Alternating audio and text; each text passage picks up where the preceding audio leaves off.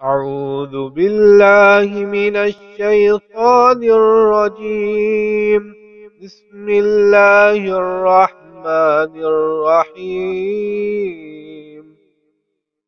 میرے وہ دوست، میرے وہ بھائی جو اب تک اپنی دعا میں یہ کہتے ہیں کہ اپنے نبی کے صدقے، اپنے نبی کے طفیل، اپنے نبی کے حبیب اور طفیل صدقے وغیرہ کے الفاظ استعمال کرتے ہیں، وہ ذرا دھیان سے میری گفتگو سن لیں۔ میرے بھائی، نبی صلی اللہ علیہ وسلم نے اور قرآن پاک نے دین ہمیں مکمل دیا ہے، اور دین کا ایک حصہ ہے دعا۔ دعا کے آداب بھی ہمیں بتا دیے گئے ہیں۔ حمد و ثنا پہلے اللہ کی بیان کی جائے، پھر نبی صلی اللہ علیہ وسلم کے اوپر درود شریف پڑھا جائے، اور وسیلہ واسطہ اگر آپ استعمال کرنا چاہتے ہیں تو کریں، لیکن وہ جو قرآن و حدیث میں آیا ہے دعا میں، کیا ہے قرآن پاک میں سنیں۔ سب سے پہلا واسطہ اور وسیلہ وہ استعمال کریں جو لوگ بہت کم استعمال کرتے ہیں، لیکن قرآن پاک نے اس کے استعمال کرنے کے بارے میں آرڈر دیا ہے، ترغیب دی ہے۔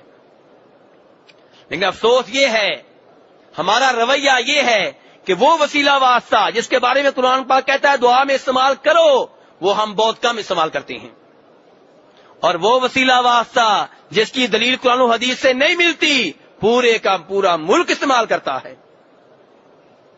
آئیے جس وسیلے کے بارے میں قرآن پاک نے کہا ہے اس کے بارے میں سنیں، قرآن سے سنیں۔ وَلِلَّهِ الْأَسْمَاءُ الْحُسْنَى فَادْعُوهُ بِهَا۔ اللہ کے پیارے پیارے نام ہیں، اللہ کے پیارے پیارے نام ہیں۔ فَادْعُوهُ، اس کو پکارو، اس سے دعائیں کرو، بِهَا، ان ناموں کے وسیلے اور واسطے سے۔ ہاں جی، یہ وسیلہ واسطہ کرنے والے لوگ زیادہ ہیں کہ تھوڑے ہیں؟ بہت تھوڑے ہیں، بہت تھوڑے ہیں۔ حالانکہ اس کا آرڈر ہے قرآن پاک میں اور نبی صلی اللہ علیہ وسلم کی حدیث میں، اس کے اوپر عمل موجود ہے۔ آپ کہا کرتے تھے، کیا کہتے تھے آپ؟ اے اللہ، اسألک بکل اسم هو لک سمیت به نفسک او علمته احدا من خلقک او استأثرت به فی علم الغیب عندک ان تجعل القرآن ربیع قلبی ونور صدری وجلاء احزانی۔ آپ کہا کرتے تھے، اے اللہ، میں تجھ سے دعا کر رہا ہوں، میں تجھ سے سوال کر رہا ہوں، میں تجھ سے مانگ رہا ہوں، اور مانگتے ہوئے تجھے واسطہ دیتا ہوں تیرے ہر اس نام کا جو تو نے اپنے کسی بھی بندے کو سکھایا ہے، یا جو تو نے اپنے قرآن میں نازل کیا ہے، یا وہ نام تو نے کسی کو نہیں بتایا، وہ علم غیب میں تیرے پاس موجود ہے۔ ان تمام ناموں کا واسطہ دے کے میں تجھے کہتا ہوں کہ اے اللہ، قرآن کو میرے دل کی بہار بنا دے، اے اللہ قرآن کو میرے سینے کا نور بنا دے، اے اللہ قرآن کو میرے غموں کے زائل ہونے کا ذریعہ بنا دے۔ نبی صلی اللہ علیہ وسلم نے اللہ کو کس چیز کے واسطے دیے ہیں؟ اللہ کے ناموں کے، اور فرمایا اللہ کے نام تین طرح کے ہیں، ایک وہ جو اپنے مخلوق کو سکھائے، ایک جو قرآن میں نازل کیے، اور اللہ کے کئی نام ایسے ہیں جو اللہ ہی کے پاس ہیں، جو کسی کو پتا نہیں ہے۔ پتا چلا عالم الغیب صرف اللہ ہے، پتا چلا عالم الغیب صرف میرا رب ہے اور کوئی نہیں ہے۔ تو بہرحال میرے بھائی، نبی صلی اللہ علیہ وسلم کیا کہا کرتے تھے دعا میں؟ یا حیو یا قیوم برحمتک استغیث، کہ تیری رحمت کا تجھے واسطہ دیتے ہوئے فریاد کرتا ہوں۔ اللہ کو واسطہ کس چیز کا دیا جا رہا ہے؟ رحمت کا۔ تو میرے بھائی آپ بھی کہہ سکتے ہیں، یا اللہ تو رزاق ہے، مجھے رزق دے، یا اللہ تیرے شافی ہونے کا تجھے واسطہ، مجھے شفا دے، یا اللہ تو تواب ہے، تیرا نام ہے تواب، بہت توبہ قبول کرنے والا، یا اللہ میری توبہ قبول کر لے۔ اللہم انک عفو، اے اللہ تو بہت معاف کرنے والا ہے، تیرا نام ہے عفو، تحب العفو، تو معاف کرنے کو بہت پسند کرتا ہے، فاعف عنی، اس لیے مجھے معاف کر دے۔ یہ اللہ کو واسطے دیے جا رہے ہیں، اللہ کے ناموں کے، اللہ کی صفات کے۔ یہ دعا میں پہلا وسیلہ واسطہ جو آپ استعمال کر سکتے ہیں وہ کیا ہے؟ اللہ کے نام اور اللہ کی صفات۔ جی آئندہ یہ وسیلہ واسطہ استعمال کریں گے کہ نہیں؟ کریں گے۔ دوسرے نمبر پہ وسیلہ واسطہ جو آپ نے استعمال کرنا ہے وہ آپ کا اپنا ذاتی نیک عمل ہے۔ میں پورا واقعہ بیان نہیں کروں گا، اشارہ کروں گا۔ بخاری شریف کی حدیث ہے، 3 آدمی غار میں پھنس گئے تھے، پھر کیسے نکلے تھے؟ اللہ کو اپنے اپنے نیک اعمال کے واسطے دیے تھے کہ نہیں دیے تھے؟ اور پھر غار کا وہ دروازہ کھلا تھا کہ نہیں کھلا تھا؟ تو اب میرے بھائی اس سے پتا چلا کہ آپ اللہ کو نیک عمل کا واسطہ دے سکتے ہیں۔ میرے بھائی یہاں ایک بات غور کرنا آپ نے، ہم نے اس واقعے کو قبول کیوں کیا ہے؟ کیا اس لیے کہ ان 3 آدمیوں کو فائدہ ہو گیا تھا؟ نہیں، ہم نے اس وقت قبول کیا جب اس کے اوپر مہر لگا دی میرے اور آپ کے نبی محمد صلی اللہ علیہ وسلم نے. اللہ کے رسول مہر نہ لگاتے اس واقعے کے اوپر تو چاہے یہ آدمی چیختے رہتے کہ ہمیں فائدہ ہوا ہے, چٹان ہٹ گئی تھی, یہ ہو گیا تھا, وہ ہو گیا تھا, ہم نے بالکل نہیں ماننا تھا. ہم تو بڑے کھڑے ہیں, صاف سی بات ہے. ہم تب مانتے ہیں جب اللہ کے رسول کی مہر لگ جائے. جب اللہ کے رسول کی مہر لگ گئی, آپ کی سٹیمپ لگ گئی, اب ہم کہتے ہیں کہ دعا میں اپنے نیک عمل کا واسطہ اللہ کو دے سکتے ہیں. آپ کہہ سکتے ہیں یا اللہ فلاں موقع پہ میرے پاس بہت تھوڑے پیسے تھے لیکن میں پھر بھی حج کرنے کے لیے آ گیا, یا اللہ تجھے راضی کرنے کے لیے, یا اللہ میرے سے نیک عمل کا واسطہ ہے میرے بیٹے کو شفا دے دے. آپ یہ کہہ سکتے ہیں, اللہ کو واسطہ دے سکتے ہیں. تیسرے نمبر پہ میرے بھائی جس چیز کو وسیلہ واسطہ بنایا جا سکتا ہے وہ زندہ, میں کیا کہہ رہا ہوں, قبر والا نہیں کہہ رہا, زندہ موجود کوئی ایسا آدمی ہے جس کو آپ اللہ کا نیک آدمی سمجھتے ہیں. وہ نیک ہے کہ نہیں ہے اللہ بہتر جانتا ہے. کوئی ولی ہے کہ نہیں ہے اللہ بہتر جانتا ہے. کیونکہ آج ہم کسی کی گارنٹی نہیں دے سکتے, صرف ہم انہی کی ولایت کی گارنٹی دے سکتے ہیں جن کی گارنٹی اللہ کے رسول دے چکے. کسی اور کی ولایت کی گارنٹی ہم دے سکتے نہیں. شیخ عبد القادر جیلانی بہت بڑے بزرگ ہیں, لیکن کیا ہم 100% کہہ سکتے ہیں کہ اللہ کے ہاں ان کی سب باتیں قبول ہو چکی؟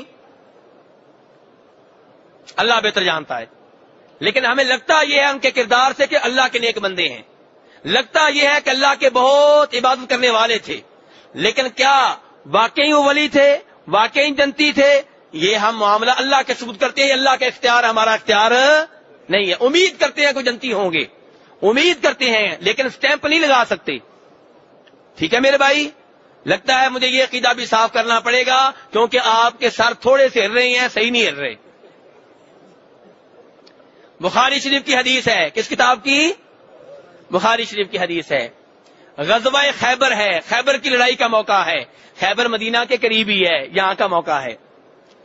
لڑائی ہو رہی ہے, صحابہ کرام ایک آدمی کی طرف دیکھ رہے ہیں, وہ بھی صحابی ہے اور وہ بڑے زوروں سے جہاد کر رہا ہے, کافروں کی گردنیں اتار رہا ہے, بڑے شجاعت سے لڑ رہا ہے, دادے شجاعت دے رہا ہے. صحابہ کرام اس کو رشک بری نگاہوں سے دیکھ رہے ہیں, سوچ رہے ہیں جہاد تو اس نے کیا ہے, سوچ رہے ہیں جہاد کا حق تو اس نے ادا کیا ہے. یہ اس آدمی کے اوپر کون رشک کر رہے ہیں؟ جس آدمی کے اوپر صحابہ کرام رشک کریں وہ ولی ہے کہ نہیں؟ وہ تو ولی ہوگا نا. ایسے ہی ہے میرے بھائی. سنیے آگے, نبی صلی اللہ علیہ وسلم نے جب صحابہ کرام کو دیکھا کہ اسے رشک بری نگاہوں سے دیکھ رہے ہیں, آپ نے فرمایا یہ آدمی جہنم کی آگ میں جائے گا. میرے بھائی ٹھنڈے دل سے غور کریں, آپ بڑے فتوے دیتے ہیں کہ وہ بھی جنتی, وہ بھی اللہ کا پکا ولی, اور یہ جہنمی سرٹیفکیٹ تقسیم ہو رہے ہیں. میرے بھائی اگر کسی کو آپ نیک سمجھتے ہیں تو آپ کہہ سکتے ہیں مجھے امید ہے کہ وہ نیک ہے, مجھے لگتا ہے کہ اللہ کا ولی ہے, مجھے امید ہے کہ جنتی ہوگا. لیکن آخری بات کر دینا, بلکہ پہلے ہم کہتے ہیں کہ وہ پکا جنتی ہے, پھر کہتے ہیں اب اور جنتیوں کو اور لوگوں کو بھی جنت میں لے کر جائے گا. اور ہم نعوذ باللہ اس قدر گستاخی اللہ کی کر جاتے ہیں, ہم کہتے ہیں کہ ہمارا پیر, ہمارے ولی جو ہیں وہ اللہ کے سامنے اڑ کر بیٹھ جائیں گے, جنت میں جانے سے انکار کر دیں گے اور کہیں گے جب تک میرے مریدوں کو نہیں جنت میں بھیجا جاتا میں نہیں جاؤں گا. وما قدر اللہ کا قدری, ایسی بات کرنے والے اللہ کی شان کو نہیں جان سکے, اللہ کے مقام کو نہیں جان سکے. یہ دیکھیے اس آدمی کے بارے میں جس کے بارے میں اللہ کے رسول کہہ رہے ہیں وہ جہنم میں جائے گا, اور صحابہ کرام اس سے اپنے سے بھی بہتر سمجھ رہے تھے. ایک صحابی نے کہا میں جائزہ لیتا ہوں چکر کیا ہے, وہ اس کے پیچھے پیچھے آگے جا کے اس آدمی نے جب اسے زخم آیا خودکشی کر لی. اس نے کیا کیا؟ اب یہ صحابی واپس آیا اور اللہ کے رسول سے کہنے لگا اللہ کے رسول میں گواہی دیتا ہوں کہ آپ واقعی اللہ کے رسول ہیں. آپ نے کہا بھئی کیا ہوا, آج اس انداز میں گواہی کیوں دی جا رہی ہے؟ فرمایا اللہ کے رسول جس آدمی کے بارے میں آپ نے کہا تھا جہنم میں جائے گا, ہم سب حیران ہوئے تھے, میں نے اس کا پیچھا کیا, اس نے خودکشی کی اور آپ کے فرمان کے مطابق جہنم میں چلا گیا. ہاں جی میرے بھائی, جس آدمی کو صحابہ کرام ولی سمجھ رہے تھے ولی نہ نکلا, جہنمی نکلا، اور جس کو آپ ولی سمجھتے ہیں ان کا کیا بنے گا؟ میرے بھائی، نہ کسی کے جنتی ہونے کا کسی کو سرٹیفکیٹ دیں، نہ کسی کے اوپر یہ فتویٰ لگائیں کہ وہ جہنمی ہے. اللہ کے سپرد معاملات کر دیں، اللہ کے سپرد معاملات کر دیں. تو بہرحال بات کہاں سے کہاں نکل گئی؟ ہماری بات کیا ہو رہی تھی؟ تیسرا وسیلہ واسطہ یہ ہے کہ جس کو آپ ولی سمجھتے ہیں، اللہ کا نیک بندہ سمجھتے ہیں، آپ اس سے کہہ سکتے ہیں کہ میری گزارش ہے میرے لیے دعا کریں. یہ اس کی دعا کا وسیلہ واسطہ ہوا، ذات کا نہیں. اور امام ابو حنیفہ رحمہ اللہ فرماتے ہیں کہ جو دعا کرنے والا یہ کہے کہ اے اللہ بیت اللہ کے حق سے دعا قبول کر. کس کے حق سے؟ بیت اللہ مخلوق ہے کہ نہیں؟ چاہے جتنا بھی بیت اللہ عظیم ہے تو مخلوق نا. تو فرمایا جو یہ کہے کہ بیت اللہ کے حق سے میری دعا قبول کر، یا یہ کہے اپنے انبیاء کرام علیہم الصلوۃ والسلام کے حق سے دعا قبول کر، یا یہ کہے کہ عرش کے حق سے دعا قبول کر، فرشتوں کے حق سے دعا قبول کر، فرمایا اس کا یہ کہنا مکروہ ہے، ایسی دعا مکروہ ہے. یہ کون کہہ رہے ہیں؟ امام ابو حنیفہ رحمہ اللہ. اس لیے میرے بھائی اپنی دعا میں یہ کہنا کہ اس کے وسیلے سے، اس کے واسطے سے، اس کی ذات سے، یہ درست نہیں ہے.